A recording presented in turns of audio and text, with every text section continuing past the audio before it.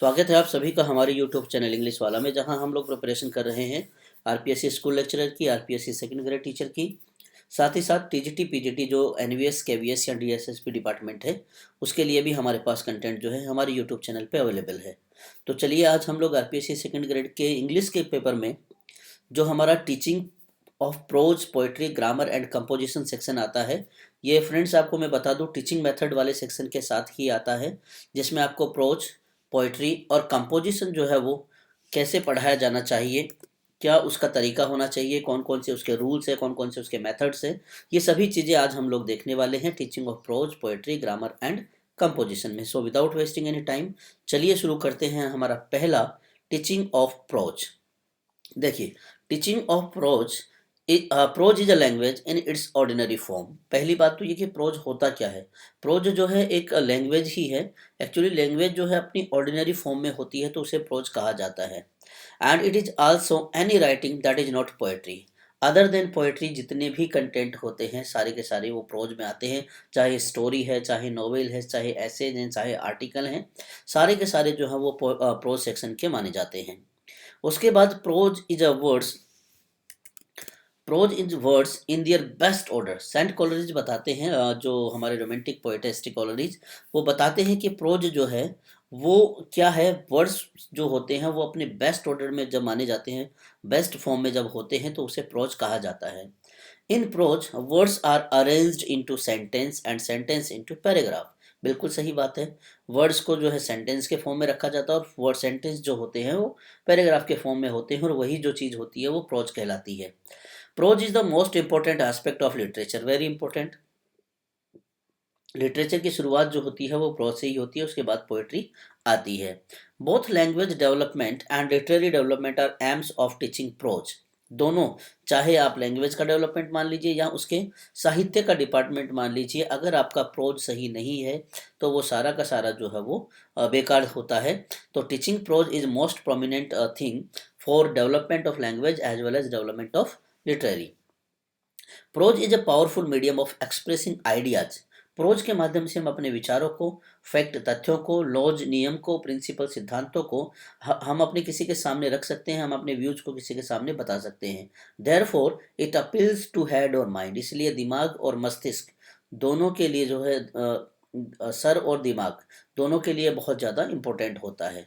देखिए, the main aim of teaching prose is to enlarge the vocabulary. अगर हम देखते हैं कि वास्तव में इसका मोटिव क्या है, तो मोटिव है इसका वोकेबुलरी को इनलार्ज करना यानी इन्हेंस करना, plus explain the structure of sentence, वाक्यों की संरचनाओं को समझना, and grasp the ideas of author. किसी भी लेखक के, किसी भी ऑथर के जो आइडियाज होते हैं उनको कैप्चर करना, उनको ग्रेस्प करना, ये हमारा प्रोज को पढ़ाने का एक मेन मोटो है, मेन एम है। देखिए, प्रोज कितने टाइप के होते हैं फ्रेंड्स, तो आपको पता है। प्रोज जो होते हैं वो generally there are two types of prose. First होता है फिक्शन। फिक्शन में कौन कौन आते हैं? नॉवेल्स आता है यानी उपन्यास होता है, शॉर्ट स्टोरीज आती हैं, ड्रामा होता है और प्ले होता है। इसके अलावा एक कैटेगरी होती है नॉन फिक्शन, जिसमें हम एसेज, बायोग्राफीज या ऑटोबायोग्राफीज होती हैं, हिस्टोरिकल जो आर्टिकल होते हैं या फिर साइंटिफिक राइटिंग जो होती हैं वो भी इस नॉन फिक्शन में ही आती हैं। देखिए, in language skills prose gives emphasis on reading skills. Language skills में क्या होता है, प्रोज क्या करता है, सबसे ज़्यादा रीडिंग स्किल्स पे जोर देता है। यानी पहले आपको पढ़ना है तभी आप किसी चीज़ को प्रॉपरली समझ पाएंगे। देखिए, there are two type of reading. पहली होती है लाउड रीडिंग। इसमें टीचर जो है the main of aim of loud reading to enable the student to read with correct pronunciation, intonation, stress and to prepare them for silent reading। बच्चे क्या करते हैं, एक जब वो रीडिंग करते हैं किसी प्रोज को तो उनका प्रोनाउंसिएशन जो है बहुत करेक्ट होना चाहिए, प्रॉपर स्ट्रेस और एंटोनेशन होना चाहिए, और उसके बाद उन्हें इस तरह से प्रिपेयर किया जाता है कि वो उसी पैराग्राफ को, उसी कंटेंट को बहुत साइलेंटली पढ़ सकते हैं। And it is done by the teacher. और ये सारा का सारा काम कौन करवाता है? टीचर करवाता है। It is also called model reading. साथ ही साथ इसे मॉडल रीडिंग भी कहा जाता है friends. And it is done at lower stage of learning. छोटी क्लासेज में बहुत ही कारगर उपाय है ये। एक होता है साइलेंट रीडिंग। साइलेंट रीडिंग जैसा कि हमने अभी पढ़ा था, जो लाउड रीडिंग होता है उसका जस्ट अपोजिट है। फ्रेंड्स, आपको मैं बता दूं कि इसमें क्या होता है, किसी भी कॉम्प्रहेंशन को जब पढ़ना होता है तो वो साइलेंटली पढ़ना है, ये स्टूडेंट के द्वारा किया जाता है। And it's makes student efficient and fast reader, बच्चों में बुक पढ़ने की क्षमता को बढ़ाता है, साथ ही साथ उनको बहुत तेज गति से बुक्स पढ़ने की हैबिट को डेवलप करता है। It emphasises sounds rather than meaning, जो बच्चा बोल रहा है that is more important rather than the meaning, यानी इंपॉर्टेंट मीनिंग नहीं है, बच्चा कितना अच्छे से पढ़ रहा है वो बहुत ज़्यादा जरूरी है। It does not involve any lip movement, बच्चे को बुक पढ़ना है और बहुत ही अच्छे से पढ़ना है। जनरली भी passing fingers under the printed lines hinders speed when we do, जब हम बुक पढ़ते जाते हैं तो आपको पता होगा कि लाइन के साथ साथ जो है हम लोग, जैसे अभी मैं माउस के कर्सर को साथ साथ लेके जा रहा हूँ, वैसे ही बच्चे क्या करते हैं अपनी लाइन के साथ साथ में फिंगर को वो आगे लेके जाते रहते हैं और रीडिंग करते रहते हैं। देखिए टाइप्स ऑफ प्रोज लेसन्स, तो मैं आपको बता दूं कि there are two types of lessons. First one is detailed और intensive prose lesson and second one is अनडिटेल्ड।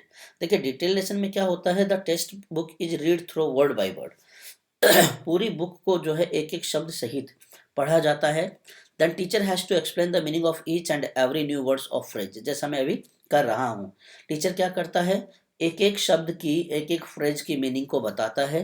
Students are required to read it only for comprehension but for mastering the prescribed structure and vocabulary, बच्चों को न केवल इसे समझने के लिए पढ़ना है, जबकि उन्हें साथ साथ इसका जो स्ट्रक्चर होता है, सेंटेंस की जो स्ट्रक्चर होती है, वोकैबुलरी जो उसमें यूज की गई है, वो भी बच्चों को उसमें क्या करना है, सीखना है। देखिए क्या करता है ये, it develops through the deep understanding of the text, बहुत गहराई से हम इसके मीनिंग को समझ सकते हैं। The major steps of teaching approach passage intensively, उसके बाद जो उसके वो intense the major steps of teaching approach passage intensely, जो टीचिंग होती है अप्रोच को करने की या अप्रोच को पढ़ाने की, उसके कुछ मेजर स्टेप्स जो है यहाँ पे दिए गए हैं। देखिए पहला होता है model reading, pronunciation drill, imitation reading, exposition and explanation, silent reading, comprehension test, recapitulation, then finally assignment. Similarly non detailed या एक्सटेंसिव प्रोजलेशन होता है, पहले डिटेल था, दूसरा नॉन है, पहला था इंटेंसिव, दूसरा है एक्सटेंसिव। इसमें क्या होता है, prose lesson aim at giving information and pleasure, जानकारी मिलती है, साथ ही साथ हमें थोड़ा सा हैप्पीनेस मिलती है। The teacher needn't explain every new words और फ्रेज, टीचर को ज़रूरत नहीं है कि वो हर शब्द को समझाए या हर फ्रेज को समझाए।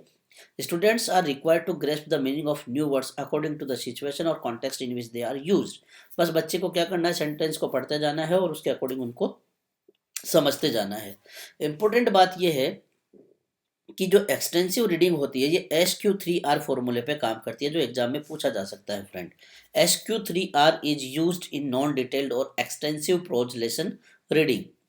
ये क्या होती है, सर्वे होता है, क्यू मतलब क्वेश्चंस होता है, तीन तरीके के आर होते हैं, रीड, रिसाइट एंड रिव्यू, और उसके बाद क्वेश्चंस, रीडिंग, रिव्यू, रिप्रोडक्शन। ठीक है, ये जो होता है ये हमारा SQ3R फॉर्मूला है।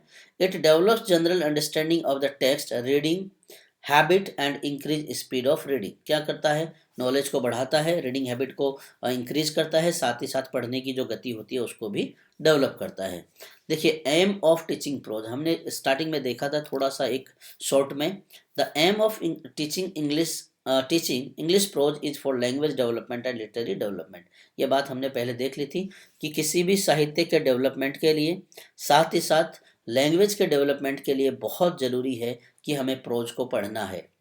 But the junior level, the chief aim is language development. This means the emphasis should be given on the development of four basic skills of listening, speaking, reading and writing.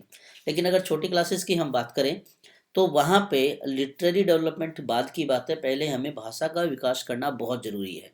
और भाषा का विकास तब होगा जब हम इन चार points को लेकर चलते हैं, LSRW, it means listening, speaking, R, reading and writing. देखिए टाइप्स ऑफ लेसन कितने होते हैं, प्रोज जो होता है डिस्क्रिप्टिव होता है, आपको पता ही होगा, कोई भी पैराग्राफ है, कोई भी कंटेंट है। उसके बाद स्टोरी होती है जिसमें कुछ कैरेक्टर होते हैं, एसेज होता है जिसमें कोई आइडिया होता है, प्ले होता है जिसमें कैरेक्टर होते हैं, और बायोग्राफी होती है किसी भी व्यक्ति की बायोग्राफी या फिर ऑटोबायोग्राफी जो अपने जीवन के बारे में लिखता है या अपने जीवन के बारे में किसी व्यक्ति के द्वारा लिखवाया जाता है, तो दैट इज बायोग्राफी। जब खुद से लिखता है तो दैट इज बायोग्राफी। तो ये कुछ हमारे प्रोज के टाइप्स हैं, उम्मीद है आपको याद रहेंगे। देखते हैं इसके बाद टीचिंग ऑफ पोएट्री। पोएट्री बहुत इंपॉर्टेंट है फ्रेंड्स, थोड़ा सा पढ़ाने में आप लोगों को डिफ़िकल्ट भी होती है, क्योंकि वर्ड और जो इसके लैंग्वेज होती है थोड़ी सी डिफ़िकल्ट होती है, थोड़ी सी डिफरेंट होती है प्रोज की कंपैरिजन में। देखिए, poetry appeals to the heart where as prose appeals to the head. जहाँ पे प्रोज जो है सीधा दिमाग पे दस्तक देता है, वहीं कविताएं जो होती हैं, पोएट्री जो होती हैं, वो हमारे दिल को सीधा टारगेट करती हैं। एस.टी. कॉलरिज ने बताया था पोएट्री के बारे में, the best words in their poet best order, best words in their best order.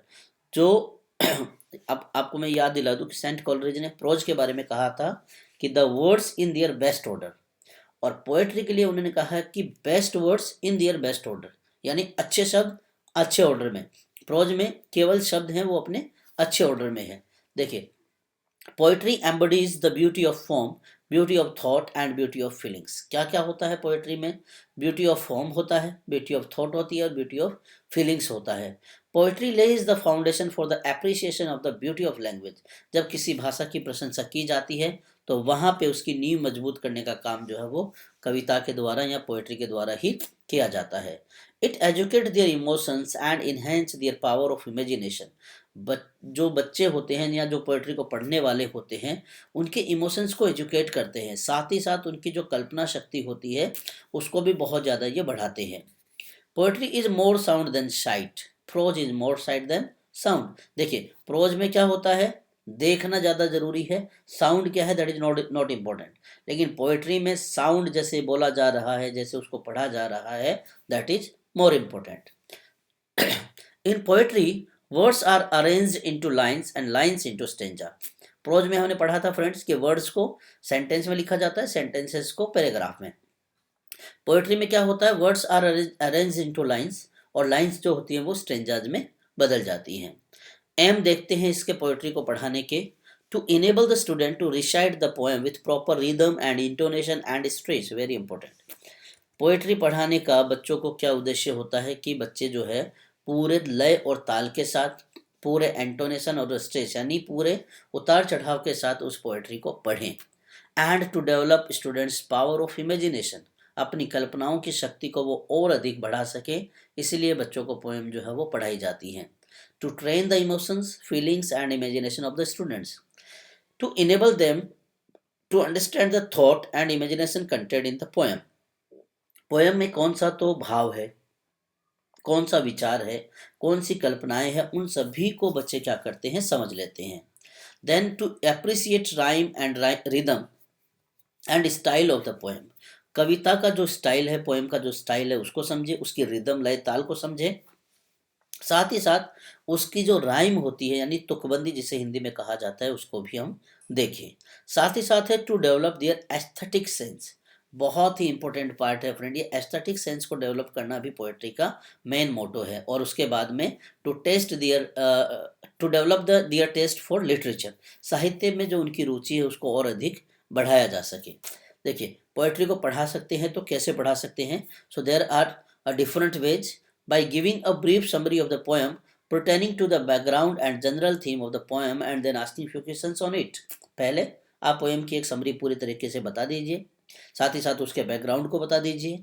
उसके बाद बच्चे से क्या करना है, थीम वगैरह बताने के बाद में बच्चे से क्वेश्चन पूछिए। डेफिनेटली बच्चों को समझ में आ जाएगा कि हमने पोएम में क्या देखा है।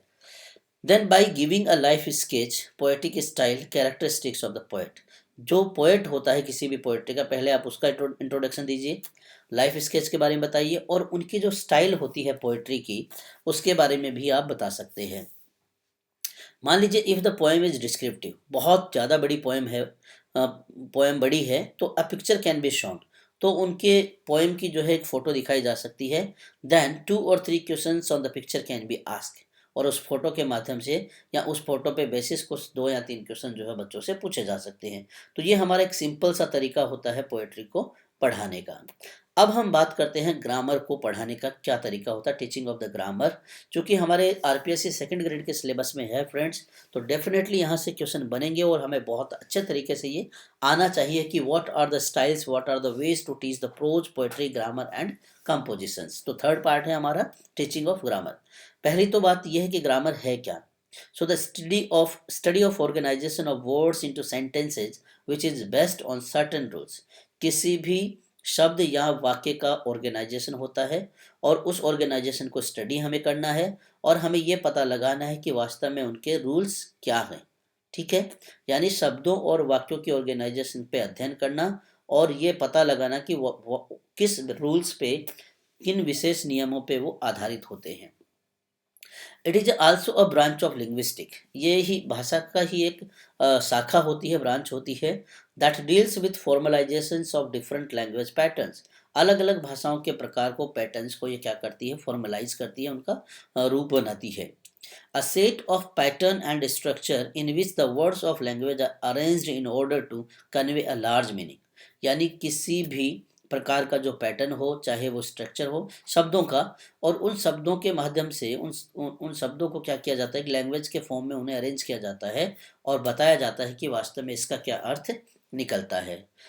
Why do we teach grammar? क्यों पढ़ाने की आवश्यकता होती है बच्चों को grammar? Grammar is the scientific study of the language. Grammar जो है भाषा का एक वैज्ञानिक अध्ययन है और ये क्या करती है, it gives a systematic and scientific knowledge. ये हमें एक बहुत ही सिस्टमेटिक और वैज्ञानिक दृष्टिकोण, वैज्ञानिक ज्ञान को क्या करती है, विकसित करने में मदद करती है। Grammar throws light the sentences. Grammar जो है सेंटेंसेस को उजागर करती है, वाक्यों को उजागर करती है। Grammar signals the meaning. Grammar जो है अर्थ बताती है। Grammar explains why certain words have come to use in developing communication competence.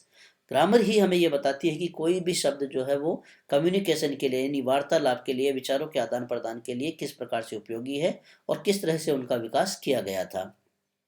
It max understanding clear. ये हमारी समझ को बहुत स्पष्ट कर देती है।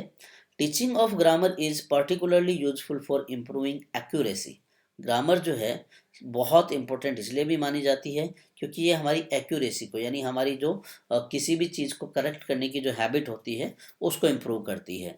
देखिए एम क्या होंगे इसके, to develop students insight into the structure of English language.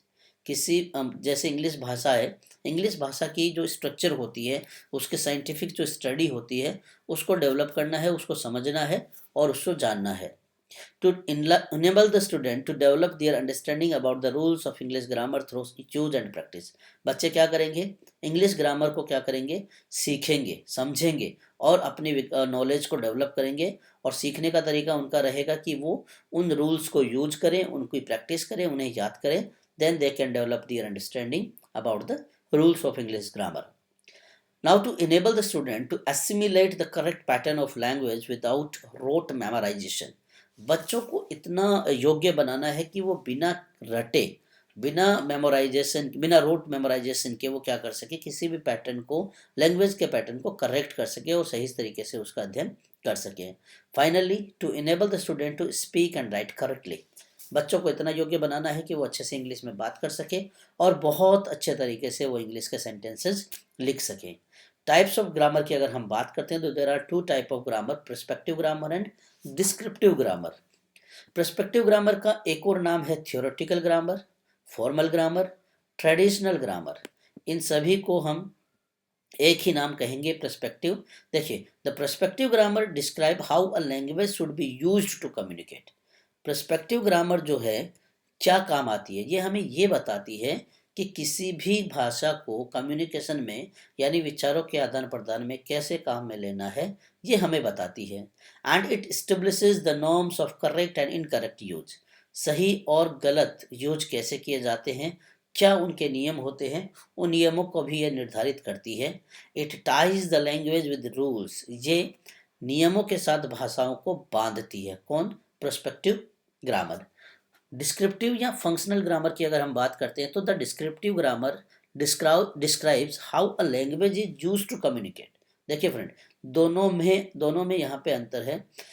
How language should be used to communicate और यहाँ पे है how language is used to communicate. ठीक है, यहाँ पे लैंग्वेज को कैसे यूज किया जाना चाहिए और यहाँ पे है कि लैंग्वेज जो है कैसे यूज की जाती है। It deals with the functional side of language. Language का जो फंक्शनल साइड होता है, कार्यवाहक रूप उसे बोल सकते हैं, जो क्रियात्मक रूप होता है उसको ये डील्स करती है। There are four main method of teaching grammar. चार प्रकार के मेथड होते हैं। पहला है ट्रेडिशनल मेथड, उसके बाद है इंफॉर्मेशन मेथड, देन रेफरेंस और correlation method, and the final one is inductive deductive method. चलिए वन बाय वन इनको देखते हैं कि आखिर ये है क्या, क्योंकि बहुत इंपॉर्टेंट जो क्वेश्चंस होते हैं वो यही से बनते हैं, मेथड से ही बनते हैं फ्रेंड्स। देखिए पहला है traditional method. This method follows the deductive approach to the teaching. Deductive approach को ये फॉलो करता है।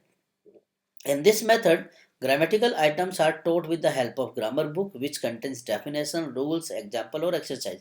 सिंपल सी बात है, ग्रामर की बुक होती है, उसमें से ग्रामर के जो टॉपिक्स होते हैं वो पढ़ाए जाते हैं, जिसमें इंक्लूडेड होते हैं डेफिनेशन, उनके रूल, उनके एग्जाम्पल, साथ ही साथ बच्चों को दी जाने वाली exercises. The main procedure in this method is to form from rules to example. Main procedure है इसका ट्रेडिशनल का कि पहले बच्चों को रूल सिखाए जाने चाहिए, फिर उसके बाद उन्हें एग्जाम्पल देना है। It emphasises on rote learning of rules and definition. रटने पे ज़्यादा जोर दिया जाता है फ्रेंड्स इसमें, ट्रेडिशनल मेथड में। It is a complete method and it is perspective in nature, ये आपको याद रखना है। इनफॉर्मल मेथड क्या होता है? This method advocates the teaching of grammar not by rules but by usage. Informal method में यूजेज पे बहुत ज़्यादा जोर दिया जाता है, ग्रामर के रूल्स को ज़्यादा इंपॉर्टेंस नहीं दी जाती है। This method proves useful at the early stage when students learn language by a lot of oral work. कब कामयाब है ये? अर्ली स्टेज पे, जब बच्चे छोटे होते हैं तो बोलने पे जब ज़्यादा उन्हें प्रैक्टिस कराई जाती है, तो उस समय इनके लिए ये मेथड जो होता है इनफॉर्मल मेथड बहुत ज़्यादा इंपॉर्टेंट होता है, क्योंकि बच्चे उसको यूज करते हैं, ना कि उसके रूल्स को फॉलो करते हैं। This method demands a lot of practice. बहुत ज़्यादा इसमें अभ्यास की ज़रूरत है और टाइम की भी ज़रूरत है for learning the grammatical items on the part of the student. The student do not gate systematise knowledge of grammar. बच्चों को हालांकि इसमें ग्रामर का जो एकदम सही से जो रूप होता है, सिस्टमेट जो नॉलेज होता है वो नहीं मिल पाता है। It gives use of particular word in number of possible ways. केवल आपको क्या करना है, केवल बच्चे जो है इसके यूजेज पे ज़्यादा ध्यान देते हैं, जो सिस्टमेटिक रूल नॉलेज होता है ग्रामर का वो उसको कैप्चर नहीं कर पाते हैं।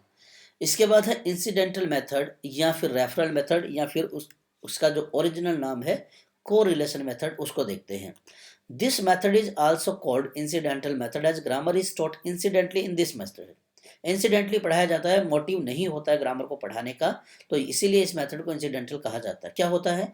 Grammar is taught while teaching the text book lesson और कंपोजिशन। मान लीजिए टीचर जो है चैप्टर पढ़ा रहा है and the story is there in the book, और स्टोरी पढ़ाते पढ़ाते अचानक से कोई सेंटेंस आ जाता है और टीचर जो है टेंस बताने लगता है, या उसका डायरेक्ट इनडायरेक्ट बताने लगता है, या उसके पैसिव वॉइस बताने लगता है, या सेंटेंस की स्ट्रक्चर बताने लगता है, तो वो इंसिडेंटली हो गया है। इसीलिए इस मेथड को इंसिडेंटल मेथड कहा जाता है। The sentence pattern, structure etcetera that are used in the text book lesson और composition are taught during the teaching of the lesson. यानी जब टीचर चैप्टर पढ़ाता है तभी ये सारी चीज़ें जो है इंसिडेंटली आ जाती है, और इसीलिए इन्हें क्या कहा जाता है? इंसिडेंटल मेथड कहा जाता है। ठीक है, एग्जाम्पल यहाँ पे दिया हुआ है, जैसा मैंने अभी बताया है आपको कि जब टीचर जो है चैप्टर पढ़ा रहा है, अचानक से कोई टॉपिक आ जाता है ग्रामर का, और ग्रामर के टॉपिक को टीचर जो है बताने लगता है बोर्ड पे या अपने ओरली, तो that method is known as the incidental method और कोरिलेशन मेथड, क्योंकि वहाँ पे कोरिलेट किया जाता है चैप्टर के साथ में ग्रामर को। इंडक्टिव डिडक्टिव मेथड क्या होता है? This method is considered to be the best method as it follows certain educational principles from known to unknown, from simple to complex, from general to particular, from concrete to abstract। very important difference। देखिए सबसे अच्छा इसे method माना जाता है inductive deductive method को, क्योंकि ये बच्चे को सिखाता है नोन टू अननोन, यानी जिस चीज़ को तो आप जानते ही जानते हैं उस चीज़ से उन चीज़ों को भी सीखना है जिनको आप नहीं जानते। सिंपल चीज़ें जो है बच्चा जानता है, लेकिन उन चीज़ों को भी सीखना है जो बहुत ज़्यादा कॉम्प्लेक्स है, यानी जटिल है। सामान्य चीज़ें तो आप जानते हैं लेकिन बच्चों को वो भी जानना है जो बहुत विशेष है। और कॉन्क्रीट तो आप समझते ही समझते हैं, लेकिन आपको एब्स्ट्रैक्ट चीज़ों को भी समझना है, इसीलिए इसे इंडक्टिव डिडक्टिव मेथड कहा जाता है। Inductive means to proceed from observation to laws and rules. Observation के बाद में हम नियम और रूल्स को जब फॉलो करते हैं, कानून और नियम को फॉलो करते हैं, तो that is inductive. Deductive it means from the law and rules to observation and example. पहले एक नियम सीखेंगे, उसके बाद ऑब्जर्वेशन करेंगे और उसके बाद उनके उदाहरण देखेंगे। This method has two process. इसके दो प्रोसेस होते हैं इस मेथड के। देखिए इंडक्टिव डिडक्टिव के पहला प्रोसेस है इंडक्टिव प्रोसेस, दूसरा है डिडक्टिव प्रोसेस, क्योंकि इसका नाम ही है inductive deductive method. For teaching grammar inductively and deductively following steps are to be followed. ये दो तरीके होते हैं, इंडक्टिव प्रोसेस और डिडक्टिव प्रोसेस, और इन्हीं के माध्यम से जो है ग्रामर पढ़ाई जाती है। देखिए, presentation of example in systematic way, then observation and analysis of examples, then the teacher asks the student to observe the example and analyze them with the help of student, generation of rules of definition. Then after analysis of the example, they come to certain conclusion and generalization and draw certain rules of definition. ऐसा ही है आपका deductive process, presentation of the rules and और of the definition, उसके बाद verification होता है और उसके बाद में एप्लीकेशन ऑफ द रूल्स। तो ये वही तरीका है फ्रेंड जो हमने अभी बात करी थी। The teacher give several other example to verify the rules और द डेफिनेशन। पहले रूल और रेगुलेशन सिखाए जाते हैं, उसके बाद में उनको एग्जाम्पल दिया जाता है। Teacher again motivate the student to observe and analyse the example and apply the rules और डेफिनेशन। टीचर क्या करेगा, बच्चों को उत्साहित करेगा कि हाँ रूल्स और जो रेगुलेशन है उनको देखो, फिर एग्जाम्पल देखो और उनको अप्लाई करो, और साथ ही साथ जो डेफिनेशन के रूल हैं उनको भी वो सीखते रहेंगे। Practice for the application of the rule. जो भी आपने सीखना है और उनके जो नियम है उनकी प्रैक्टिस करना बहुत ज़रूरी है। देखिए, the teacher gives ample practice for the application of rules and definition. नियम और परिभाषाओं को सीखने के लिए टीचर जो है बहुत सारी एक्टिविटी जो बच्चों को देते हैं।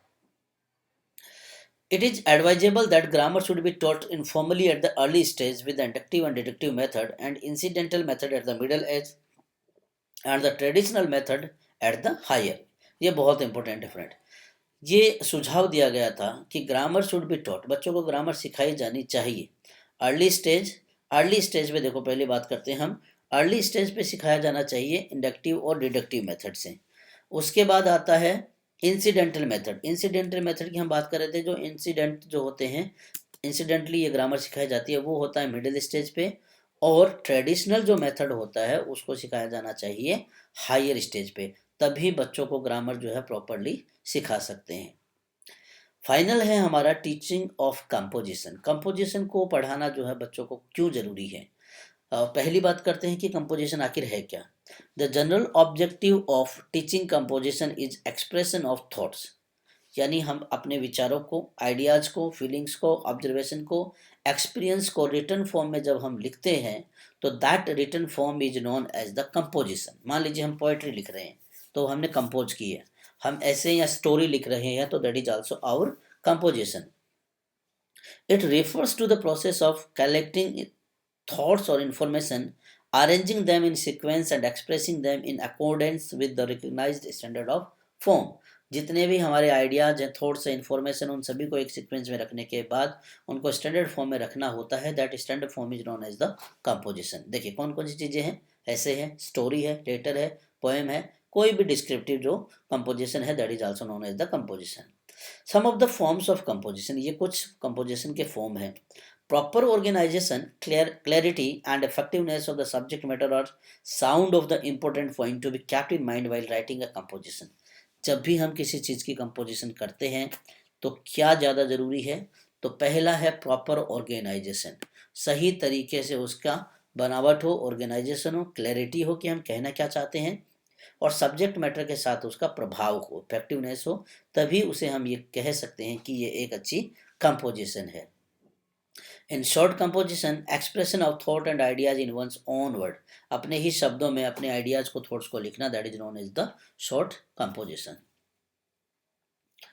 AIIMS of teaching, aims of teaching composition. Composition को पढ़ाने के क्या उद्देश्य हैं हमारे।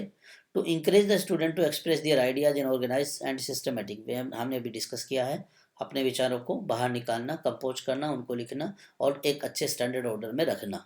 Enable them to develop their skill of writing, सही बात है, लिखने की जो कला होती है उस कला को बहुत अच्छे से उभारना है, उसको डेवलप करना है, उसको विकसित करना है। इसके बाद है enable them to appropriate vocabulary to use appropriate vocabulary in writing various forms of composition. Grammar की जितनी भी फॉर्म्स होती है उनको सही तरीके से अपने कंपोजिशन में यूज करना सिखाना भी बच्चों के लिए बहुत ज़्यादा ज़रूरी है। And the last, to enable them for logical presentation of fact and ideas. Fact और आइडियाज़ को अच्छे से लॉजिकल प्रेजेंटेशन में पेश करना, that is also known as the composition. To develop their communicative competence. सही बात है, कम्युनिकेटिव कॉम्पिटेंस अगर डेवलप नहीं होगी तो बच्चा जो है वो लैंग्वेज को नहीं सीख पाएगा। और कंपोजिशन एक माध्यम है जिससे कम्युनिकेटिव कॉम्पिटेंसी को डेवलप किया जा सकता है। There are 4 stages in the teaching of writing. Composition को 4 तरीके से सिखाया जा सकता है। पहला होता है structuring, then copying, then transcribing and composition. ये राइटिंग का 4 स्टेप्स होते हैं, 4 स्टेज होते हैं। Types of composition and their teaching कितने प्रकार की होती है? फर्स्ट होती है ओरल और दूसरी होती है रिटन। जब हम किसी बात को मुंह से बोलते हैं, डायरेक्टली बोलते हैं, दैट इज ओरल कंपोजिशन। और जब हमारे आइडियाज को, थॉट्स को हम लिखते हैं किसी पेपर पे, that is known as the written composition. देखिए ओरल कंपोजिशन हमने अभी डिस्कस किया है, बोला जाएगा केवल उसको, और लिखने से पहले अपने मुख से, अपने मुंह से जो है वो उसे बताता है, that is known as the oral composition. उसके बाद जैसे देख लीजिए एम क्या होते हैं ओरल के, ओरल कंपोजिशन के, to give practice for using graded structure and sentence patterns orally. Simple सी बात है, बिना लिखे डायरेक्ट हम अपने मुंह से जब बताते रहते हैं, जैसे मान लीजिए टीचर ने पूछा, यहाँ पे टीचर ने कहा बच्चे से कि आपको सेंटेंस बोलना है, I am reading. Student directly will say I am reading, that is known as the oral composition. Writing में क्या होता है कि अपने जितने भी आइडियाज, थॉट्स होते हैं उन सभी को लिखना होता है using the English vocabulary, structure and spelling. तो ये सारा का सारा क्या होता है? हमारा रिटन कंपोजिशन। तो फ्रेंड्स ये थे हमारे आरपीएससी सेकंड ग्रेड के हमारे पेपर 2 में जो सिलेबस है, उस सिलेबस में दिया हुआ है टीचिंग मेथड्स के साथ में ये वाला topic, teaching of pros, poetry, grammar and composition.